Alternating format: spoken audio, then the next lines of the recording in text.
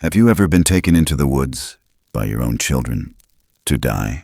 Clara Whitlock, a 69-year-old widow, was left alone in the freezing forest of North Idaho.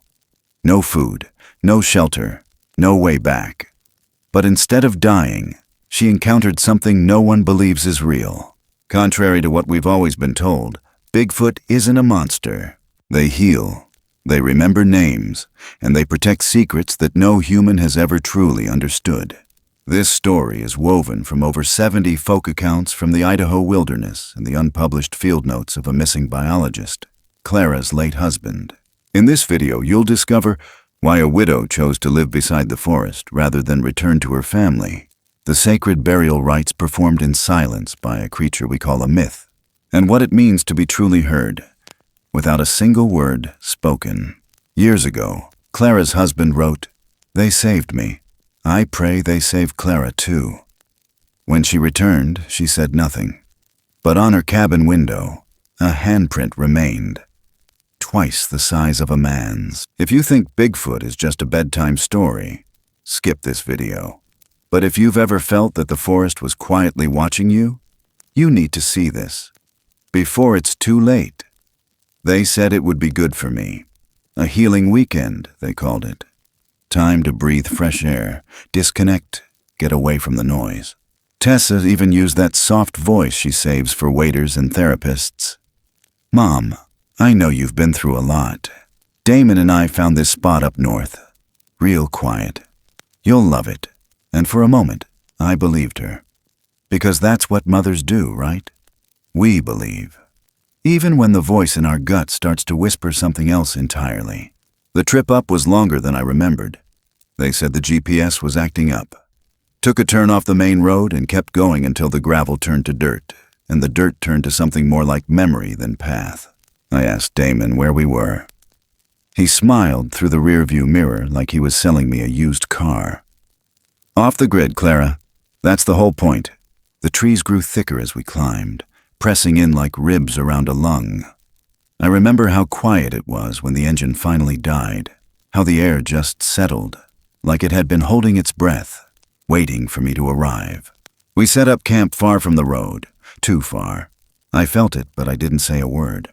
The fire crackled. Tessa poured cocoa into a tin mug and handed it to me with shaking hands.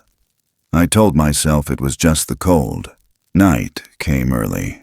The kind of dark that hums in your ears and makes the stars feel like they're watching you. I curled up in the tent and tried not to notice how far it was from their tent. Tried not to notice they didn't zip it shut behind me. Morning. I woke to silence. Not birds, not wind, nothing. Even the fire had died like it knew something I didn't. I stepped into the woods to relieve myself. Just a minute. When I came back, they were gone. Not gone like stretching their legs. Gone like a ghost town. Gone like I never existed. The tents were slashed, the bags torn open. One of the coolers overturned, but nothing taken. Not a single track in the dirt. Not a single bear print. No claw marks, no blood, no drag trail. Just a mess, staged. The fire pit still warm. The chairs still damp. The kind of scene you'd expect in a crime show, just before they cue the sad piano. I called out. No answer. I used the radio. No static, no signal. I shouted their names until my throat burned. And then I saw it. My necklace. The one Henry gave me on our anniversary, with the tiny sapphire set into a silver leaf. It was lying by the vanishing point of the trail, still clasped, as if someone had taken it off me on purpose. And that's when I knew. I wasn't lost, I was left. The truth hit hard and slow, like water rising in a well. Every moment of kindness they'd shown me the past few months. Tessa dropping by with groceries I didn't ask for. Damon offering to help manage the bills, while I got back on my feet. They were planning this, all of it. The fire sputtered. I sat beside it, arms around my knees, trying to warm hands that wouldn't stop shaking. The air grew colder as the sun fell back behind the trees. The kind of cold that slides down your shirt collar and settles into your bones. I held the radio to my lips. "Tessa, if you hear this, Please, don't leave me out here. My voice broke. So did something inside me. The silence answered. No wolves, no insects, just the flicker of flame and the feeling that the forest was listening. I don't know how long I sat there. Long enough for the night to come. Long enough for the fire to grow small. The trees began to creak like they were breathing. A wind picked up, slow and deliberate. The kind that carries voices if you let it. I heard my name, soft, almost imagined. Clara. It sounded like Henry. I looked around, heart pounding. And then, in the distance, through the dark, a shape. Tall, still, not moving, but not part of the trees either. I blinked, and it was gone. I whispered into the air. If anyone's out there, please, I don't want to die out here. And then I passed out, right there by the dying fire, right there where the dirt meets the roots. The last thing I felt was the cold crawling up my spine. The last thing I remember was the sound of something heavy moving through the brush, slow and careful, like it didn't want to scare me. But I wasn't afraid anymore. I was empty. And somehow, that was worse. The cold was the first thing that greeted me when I opened my eyes. Not the kind that nips at your fingers or makes you shiver beneath a blanket. This was deeper, heavier, like it had been poured into my lungs while I slept, and was now freezing me from the inside out. I didn't know how long I'd been lying there. The fire was nothing more than a smear of ash. The sky above me was still dark, but the air had changed, sharper, crueler. There was no bird song, no rustling leaves, just stillness. I pushed myself up, slowly, my joints cracking like old wood. My coat was stiff with frost. My breath came out in quick white clouds, catching the dim starlight. My throat burned with thirst, and my skin felt tight, like it no longer belonged to me. My body wasn't made for this kind of survival. I was a woman of soft beds and morning tea, of crochet and crossword puzzles. Not this. Somewhere in the distance, something howled. Not a wolf, not a coyote. It was long and low, rising into a pitch that didn't feel right. It echoed in a way that didn't make sense. It didn't move through the trees. It pressed against them, vibrating the bark, reaching into my bones like a memory I wasn't supposed to have. I stood, dizzy, one hand gripping the log I'd been leaning against. My fingers were numb. My knees wobbled. I looked around the camp, what was left of it, and tried to think. There was no food. No map. The radio was still dead. The necklace was still gone. And so were they. I don't know why I walked the way I did. It wasn't the trail we came in on. It wasn't any trail at all. But my legs moved anyway, stiff and stubborn, drawn by something I couldn't name. Maybe it was the sound. Maybe it was madness. Maybe I just didn't want to die sitting still. Snow had begun to fall. Not heavily, just enough to blur the lines of things. The trees stretched above me like cathedral walls, their bare limbs shaking off the frost with tiny ticking sounds. I walked and walked, until the cold began to fade, not because it was warmer, but because my body had given up trying to fight it. That's when I saw him. Henry, or what my mind wanted me to believe was Henry, standing between two trees, arms open, face soft and warm, the way he looked the day he came home from the hospital for the last time. But his lips didn't move. He just stared. And the more I looked, the more something began to shift. The air around him bent slightly, like heat rising off asphalt. And then the shape moved, not Henry at all, but something bigger, taller, wider. I blinked, and he was gone. I fell to my knees right there in the snow. My breath was ragged. My heart pounded against my ribs like it was trying to escape. I closed my eyes and whispered the only thing I had left. If anyone out there can hear me, please, help me. The wind answered. It whistled through the trees in bursts, like broken laughter. It didn't mock me. It didn't comfort me either. It just passed through, like I was a ghost in its path. I must have stayed there for minutes, maybe hours. until the cold wrapped around me like a heavy coat and I gave in. My hands curled against my chest. My eyelids grew too heavy to hold open. I stopped fighting the numbness, but I didn't die. At least, I don't think I did. When I opened my eyes again, the world was different. The sky was lighter, pale blue bleeding into white. My breath fogged the air, but it wasn't violent anymore. It moved softly, gently. I blinked against the light, sat up slowly, and that's when I saw them. Footprints, not mine, not human. They circled the camp, big, wider than any boot I'd ever seen. 4 toes, no heel. The snow hadn't disturbed them. They were too deep. The kind of imprint that came from weight. Serious weight. My heart jumped, then dropped. I scanned the woods. Nothing, no movement, no sound, just the quiet hum of morning wind. But the fire, it was burning again. Not big, just enough to be warm, just enough to be deliberate. Someone, or something, had been here, and not just watching. I reached toward the flames, letting the heat soak into my hands. They stung as the blood returned. I didn't question it yet. I didn't move. I just sat there, letting the warmth crawl up my arms like a blanket I didn't ask for but desperately needed. Something had heard me. Something had helped. And it hadn't run away. That realization sat heavy in my chest. I wasn't alone. Not anymore. And maybe that should have scared me. Maybe I should have screamed or run or panicked. But I didn't. Because for the first time since they left me here, I felt seen. Not just watched, but held. From a distance, maybe. But still, held. The sun crept higher. The wind died down.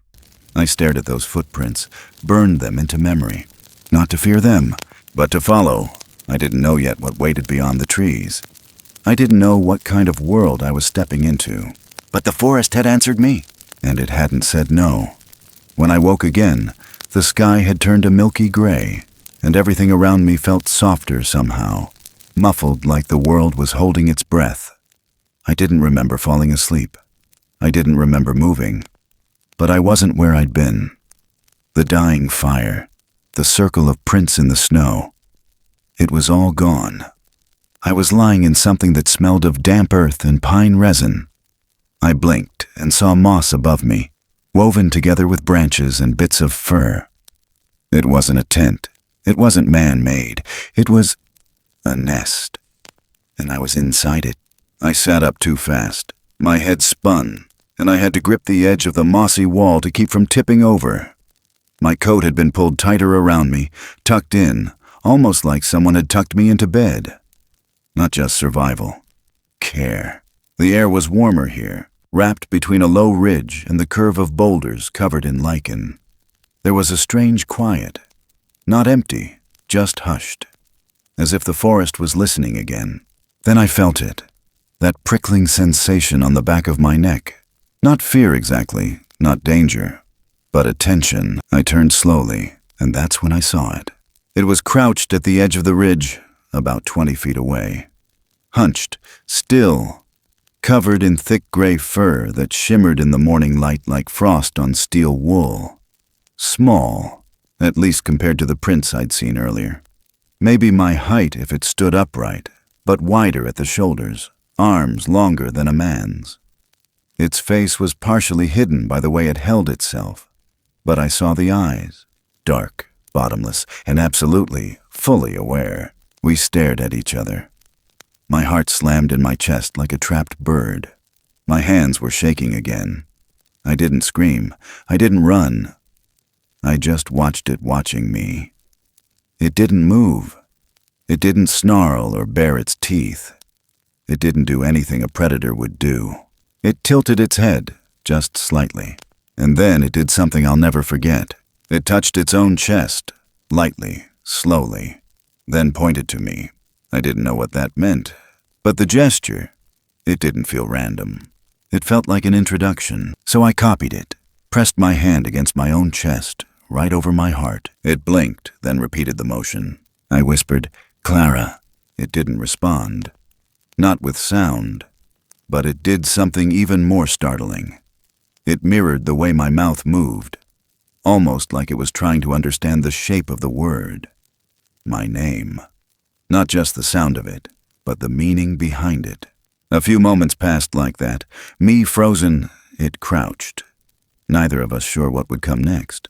Then, without a sound, it stood. Not all the way upright. It moved like a shadow, shifting through the brush with careful, slow steps. It stopped a few paces from me and placed something gently on the ground. Then it vanished. Just slipped back into the forest like it had always been part of it. I waited, I don't know how long, then I crawled toward the thing it left. It was small, round, worn. My breath caught in my throat. A locket. My husband's locket. The one he wore every day for 37 years. The one he took on his last field trip before he disappeared in these very woods. I had it once, but it vanished with him. They searched for months. They found nothing. And now, here it was, sitting in the moss at my feet. The clasp was broken. The silver had dulled with age, but when I pried it open, the photo inside was still there. Me and Henry, standing in front of our first house. My smile was crooked. His hand was on my shoulder. I couldn't speak. I couldn't breathe. I knew it was impossible. I knew it didn't make sense. But the truth was in my hands. Somehow, that creature had known. Not just about me, but about Henry. About what he carried. About who he loved. Tears fell before I realized I was crying. Hot and fast, rolling down cheeks that hadn't known warmth in days. I clutched the locket to my chest and sat there, knees pulled tight, watching the woods where it had gone. My fingers curled into the moss, needing to feel something real, something that didn't vanish the moment I looked away. I didn't know what the creature was. I didn't know if there were more, but I knew this. Whatever it was, it hadn't come to hurt me. It had come to remember, and maybe, just maybe, to help me do the same. As the wind picked up again and the mist rolled in through the trees, I whispered the name Henry one more time, and I could have sworn something in the forest whispered it back. The days stopped having names. I wouldn't have known if it was Tuesday or Sunday or the 4th of July. Out here, time didn't march. It drifted. Light filtered through the canopy in slow, deliberate strokes, and I learned to tell the hour by how warm the moss felt under my hands. I didn't ask questions anymore. I didn't panic. I didn't plan. I just followed. Juniper came each morning, never in a hurry. Always watching before approaching, like he was still deciding if I was real. He walked on 2 feet, but when he moved, it was more like gliding, like his body had figured out how to belong to the forest in ways mine never could. He didn't speak. He didn't growl, but he made sounds, soft clicks in his throat, a rumble I could feel in my chest more than hear. He mimicked. He listened. And he stayed close. I remember the first time he brought food.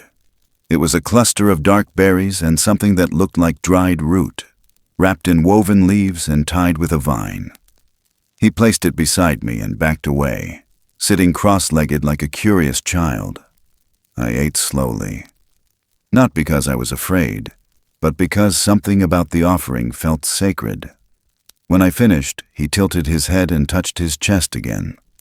So I did the same. Each time I repeated his gestures, his body relaxed just a little more. We started doing it every day, like a silent language building between us, one movement at a time. He began mimicking my habits, pressing his fingers together when I prayed before sleep, pretending to trace letters in the dirt after watching me write my name with a stick. He wasn't just curious. He was learning me, and I was learning them. There weren't just 1 or 2 of them. There was a whole family, maybe a tribe. They came and went without warning, huge and slow-moving, their footsteps almost inaudible. They didn't hide from me anymore, but they didn't linger either. I wasn't a guest. I was a tolerated presence, an animal that hadn't quite earned its place. Then came the night of the fire. We were camped near a tree that had been struck by lightning long ago, its bark scorched into a spiral, limbs twisted like arms, reaching for something they never caught. I'd taken to sleeping in a small lean-to they'd built out of saplings and firs.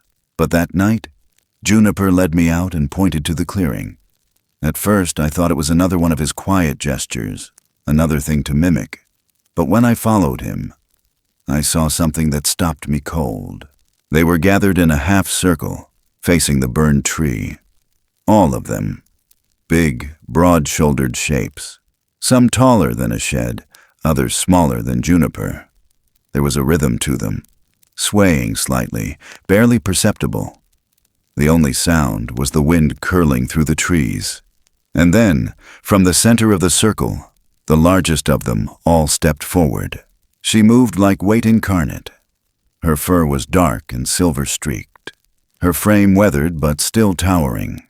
She carried something wrapped in thick hide. Carefully, reverently, she placed it at the foot of the tree and knelt. The others followed.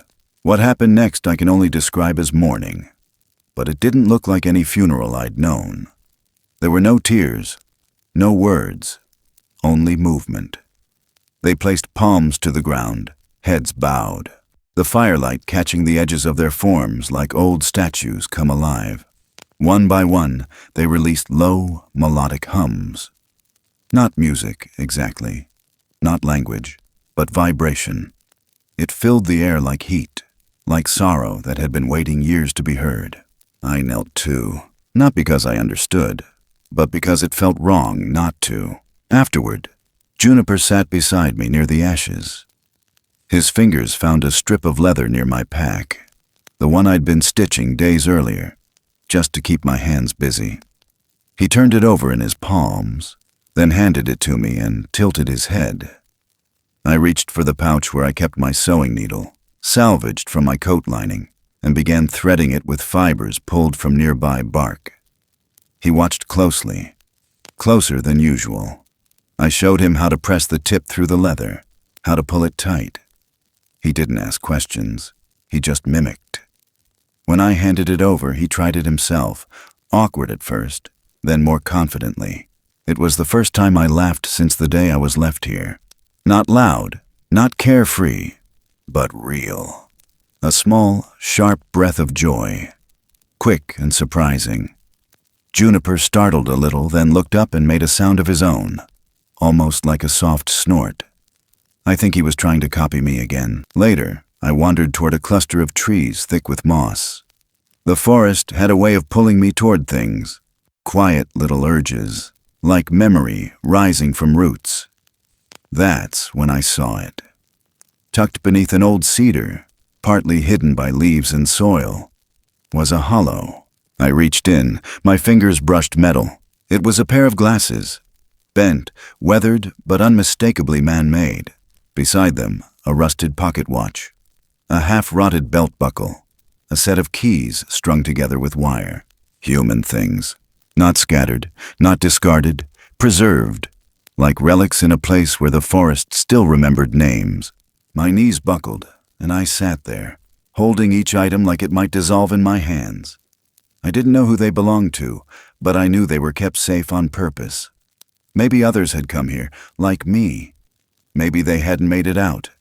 Maybe they hadn't wanted to. And suddenly it hit me. Henry. What if he'd been here too? What if these gentle giants hadn't just saved me, but him? My fingers clenched the old glasses, and I shut my eyes, whispering his name into the hollow bark of the tree.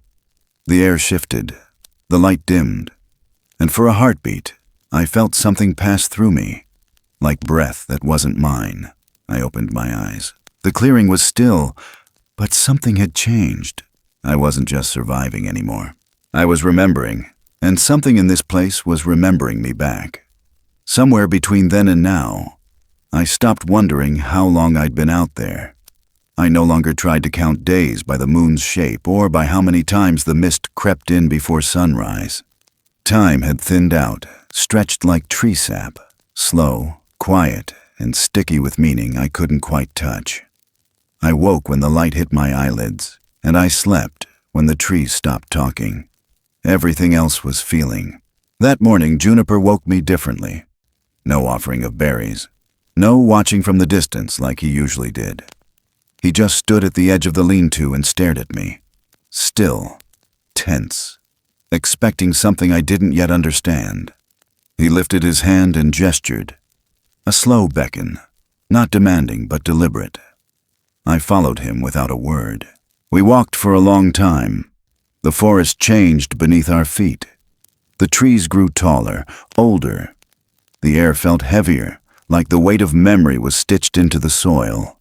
We crossed fallen logs and moss-covered stones, moved past clusters of mushrooms that glowed faintly in the shadows, and ducked under low-hanging branches that felt like arms too tired to hold themselves up anymore. Then we stopped. The clearing wasn't wide, but the silence around it made it feel massive. And at the center stood the tree. I don't know how to describe it without sounding like I've gone soft in the head, but I'll try. It was ancient, not in years, but in presence. The bark was a deep gray-brown, gnarled and twisted, like it had withstood storms older than any town on a map. Its roots clawed out in every direction like frozen rivers, breaking through the moss and earth. High above, its limbs spread wide, scarred and weathered, but still holding strong. And etched into the trunk, so faint I almost missed it, were marks. Dozens of them. Some were spirals. Others looked like eyes, or stars, or symbols I couldn't place.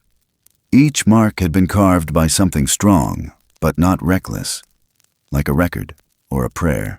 Juniper stepped forward, crouched near the base, and brushed his fingers across one particular mark. Then he moved aside. I followed, my boots sinking a little into the damp ground, and that's when I saw it. 2 letters, carved low, just above the root line. Weathered by time, almost smoothed out by age, but still there, still unmistakable. CW. I froze. My breath stuttered. My knees nearly gave. I reached out with trembling fingers, tracing the grooves, dirt and bark catching under my nails. My initials, not someone else's, not a coincidence. Clara Whitlock. It wasn't just the shock of seeing my name, it was the way it was carved. Slightly uneven. Almost shy, like whoever did it had done so with care. Hesitation, love. Henry's voice came back to me so clear it felt like the wind had spoken. If you ever get lost, look at the trees. They remember longer than people do. He used to say things like that when we went hiking. Said the forest had its own memory. I'd always rolled my eyes, called him poetic, called him ridiculous.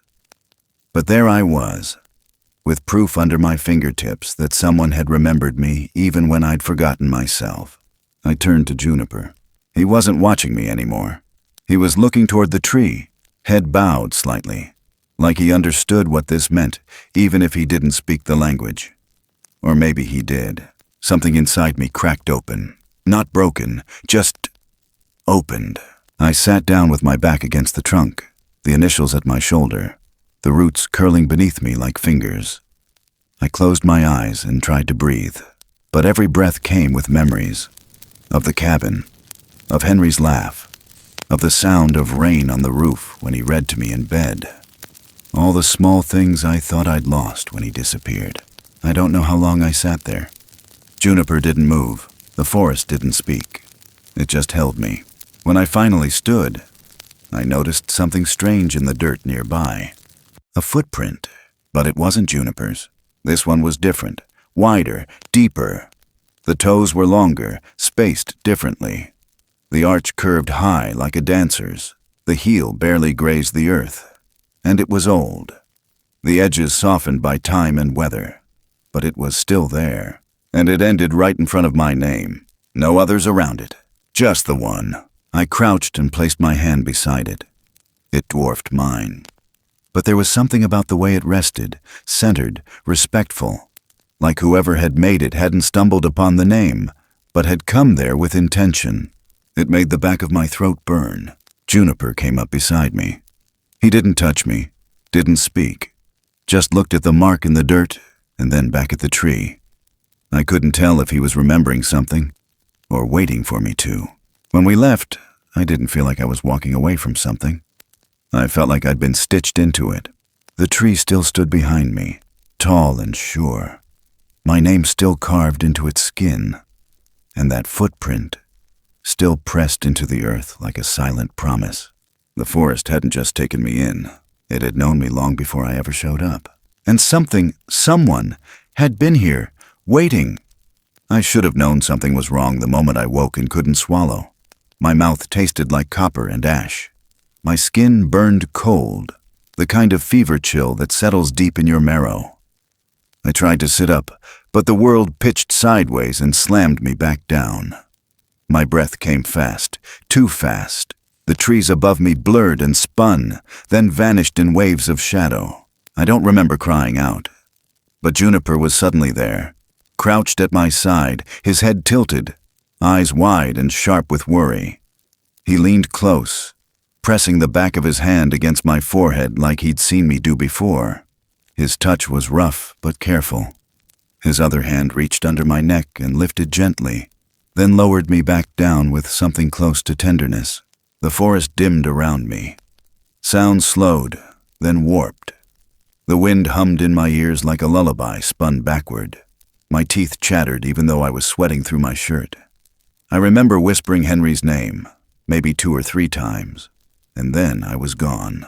In the dream, I stood between 2 worlds.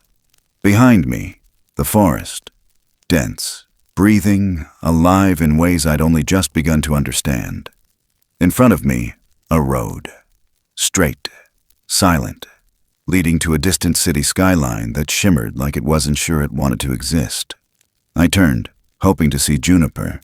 He was there, barefoot, still, arms loose at his sides. And on the other side, my daughter, Tessa. Her face was blank, unreadable. She didn't move. Neither did he. And I was caught in the middle.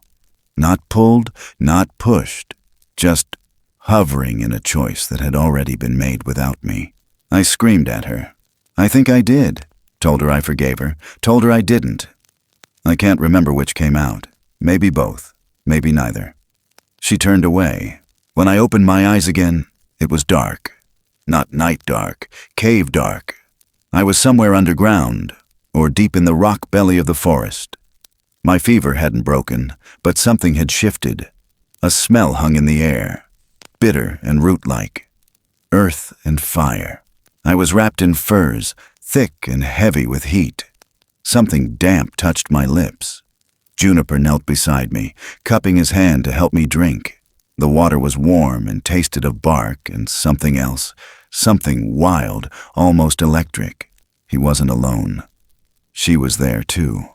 Mother Tree, the one I'd seen during the ritual by the lightning-scarred oak.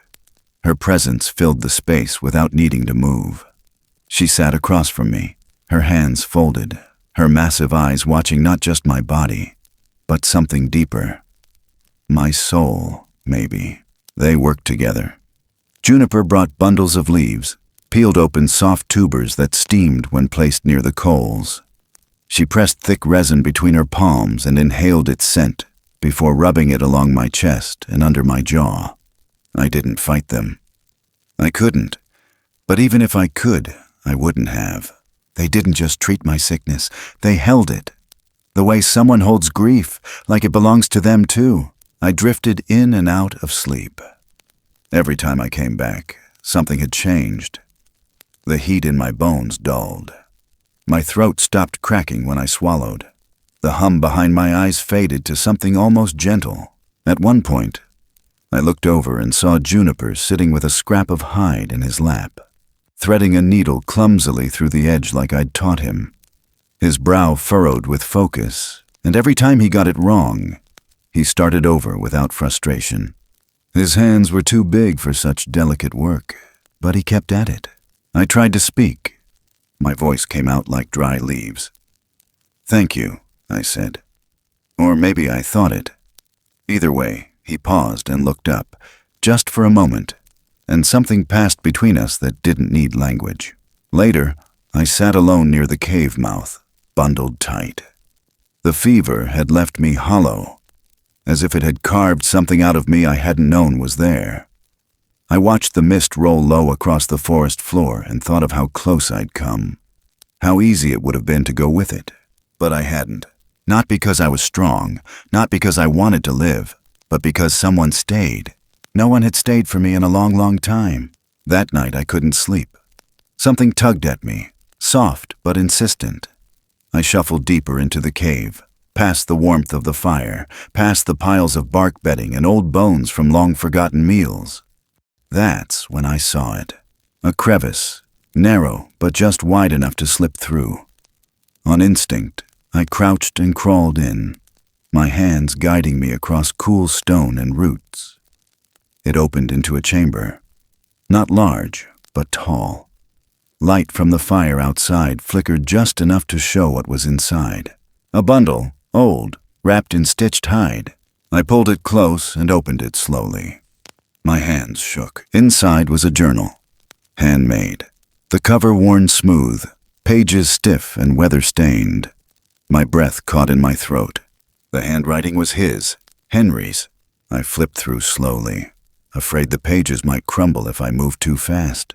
Notes, sketches, observations. June 12th. They mimic speech, not to deceive, but to connect. July 4th. The old female seems to lead. The others defer without resistance. July 21st. I think they're trying to keep me alive. I think they know I won't last long. Last page. If Clara ever finds this, I hope she knows. I was never alone. I hope she won't be either.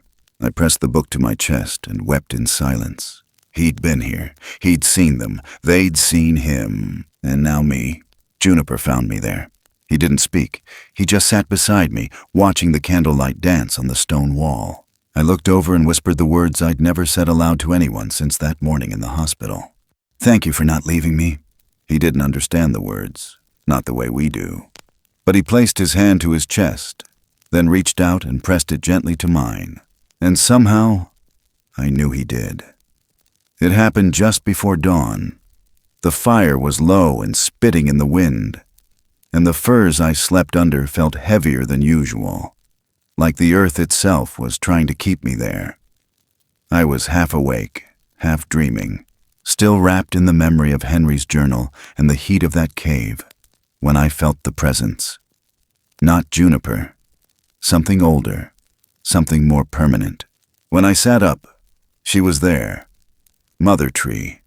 Not moving, just standing in the lightless blue of morning, her furs silver in the moon glow, her breath misting slow and steady like a distant tide. She held something in her hand, a long wooden staff, weathered but polished at the grip, and at the top, a bundle of braided silver-gray hair tied with dried vines, and a stone shaped like an eye. She didn't speak. She didn't gesture. She simply walked toward me and extended the staff with both hands. It felt like a ceremony. No words, no explanation, just understanding. I rose, slowly, every joint aching like the bones knew something was shifting. When I took the staff, it hummed in my palm. Not a sound, just weight, history, meaning. It was heavier than it looked. I felt it settle into me like a key turned in a lock. She touched the top of the staff once, then touched her heart, and walked away without looking back. Juniper met me at the edge of the clearing. He didn't smile. He didn't look away.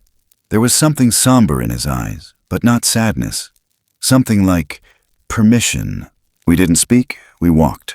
The forest had changed again. Or maybe I had. The path he led me through wasn't like the others. There were markers now. Stones balanced on each other 2 by 2, lining the narrow trail ahead. The trees seemed thinner here, but not weaker. More like they had stepped aside to let the path through. The ground rose gradually beneath our feet, every step a breath deeper into something sacred. We passed a skeleton of a deer, bones picked clean and arranged with deliberate grace. The skull pointed toward the east. We passed a fallen tree with strange symbols burned into its bark, not carved, not branded, but scorched from the inside out, as if the tree had chosen to die in a particular shape. Then the fog lifted, and I saw it. 2 rows of stones stood tall ahead, planted like sentinels. Between them, a passageway carved into the earth itself. I stopped. my breath caught in my throat. I knew this place. Not from a dream, not from a story, from a map. Years ago, Henry had sketched a route into the deeper parts of the valley. He never showed anyone but me. One night, curled up on the porch of our cabin, he'd drawn it with a dull pencil, muttering about an old logging trail swallowed by moss and time. Said it didn't appear on any official charts. Said it felt watched. I remembered the curve, the angle of the river nearby, the two ridge lines pressing together like hands in prayer. This was it. I looked back at Juniper. He didn't step forward. He didn't urge me. He stood beneath the arching branches with his hand pressed over his heart, the same way I'd seen him do in silence by the fire. His head tilted. His eyes were calm. He wasn't sad.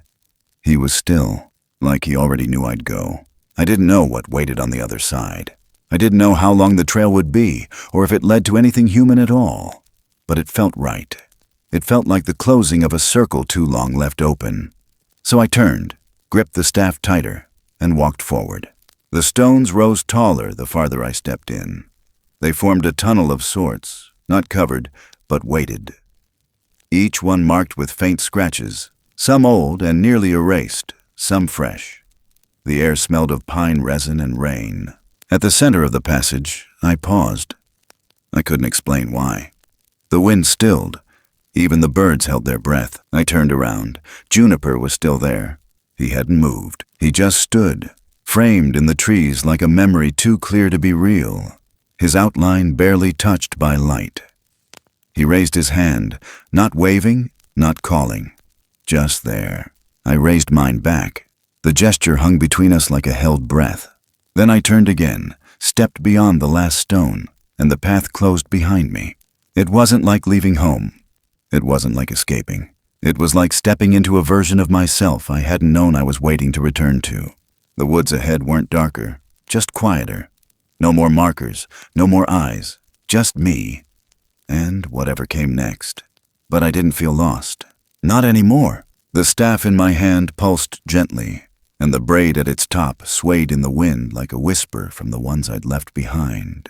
And somewhere far behind me, through the mist and memory, I knew Juniper was still standing there, watching, guarding, not holding me back, just holding the space where I had been. And somehow, that made all the difference. It didn't take long for word to spread. A woman, alone, found stumbling out of the eastern ridge like some half-dead ghost clawing her way out of the ground. I remember the man who spotted me. Local fire watch ranger named Matt, maybe mid-30s. He had a beard too big for his face and eyes that didn't know where to land when he looked at me. Said I was lucky. Said I was damn near frozen but alive. He wrapped me in a blanket that smelled like gasoline and coffee.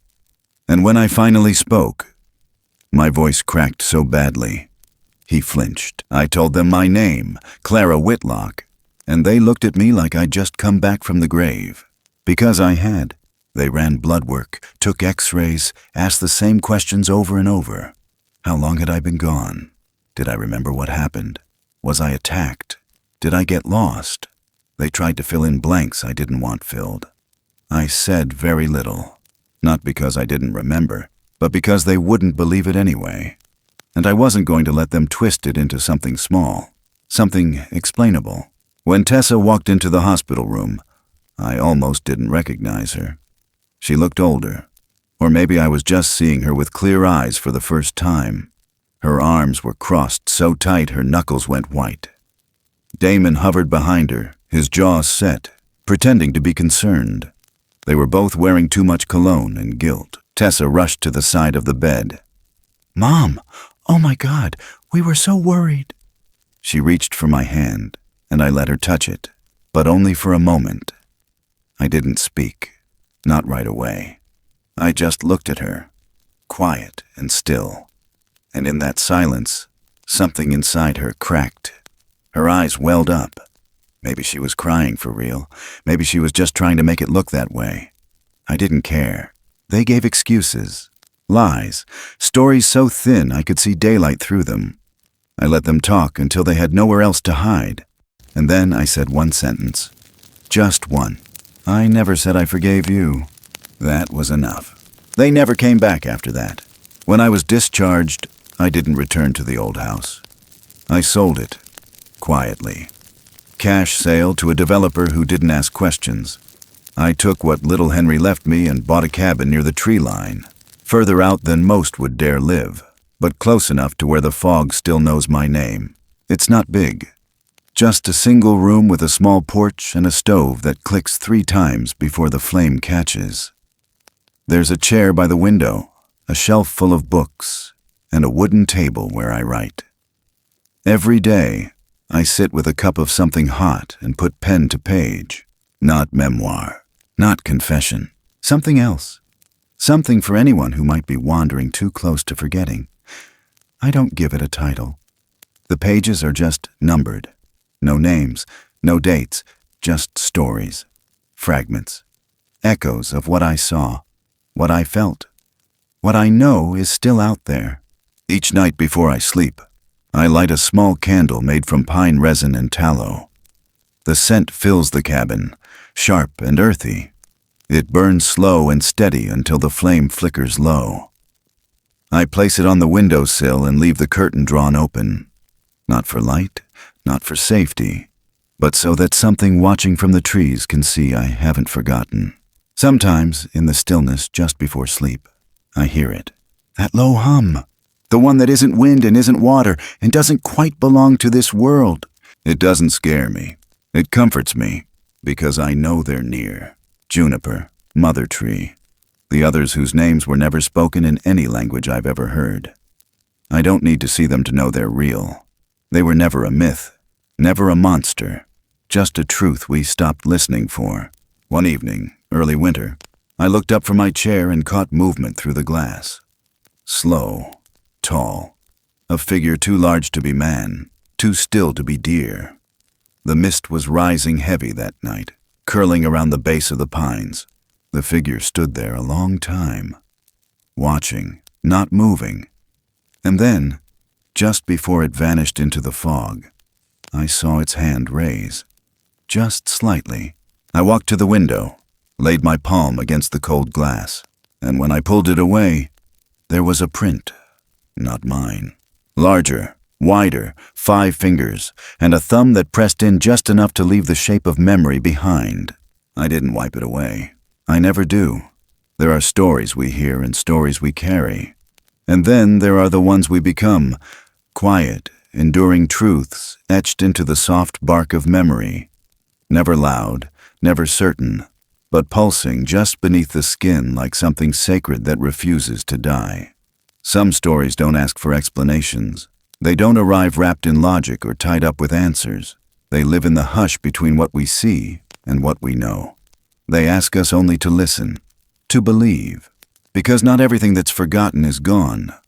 Not every silence means absence. Sometimes the things we dismiss as myth are simply waiting for us to stop running, to sit still long enough for them to show themselves. There is a grace in the wilderness, a gentleness in the unknown. And though the world may try to convince us that what is unseen is untrue, the soul knows better. It remembers the warmth of being found, the peace of being accepted without question, the deep ache of being seen by something that doesn't need a reason to love you. We build fences, we write rules, we hide our softness behind steel and silence, afraid that vulnerability is weakness. But the truth, the real truth, what saves us is never control. It's connection.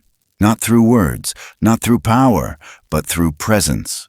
Through someone or something that simply stays. And sometimes healing doesn't come from being rescued, but from remembering you were never truly abandoned. That there is something ancient in this world, older than fear, deeper than language, that still honors the forgotten, still guards the brokenhearted, still kneels beside the fire when the rest of the world walks away. That is the heartbeat of this story. Not the mystery, not the danger, but the kindness that waits in the shadows. The compassion that doesn't need to be seen to be real. The sacred truth that sometimes the wild doesn't come to hurt us. It comes to hold us. So if you've ever felt lost, if you've ever been left behind, know this. There are still places where your name is remembered.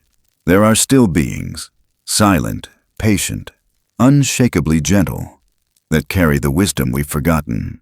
And there is still a light that calls us back, even when we no longer know how to ask for it. Thank you for walking this journey with me. If this story found a place inside you, if it stirred something, softened something, or reminded you that you're not alone, I'd love to hear what you felt. Share your thoughts in the comments, and if you'd like to join me for more stories like this, don't forget to follow, subscribe, and stay connected. Until next time, listen carefully. There's more out there than we've been taught to believe.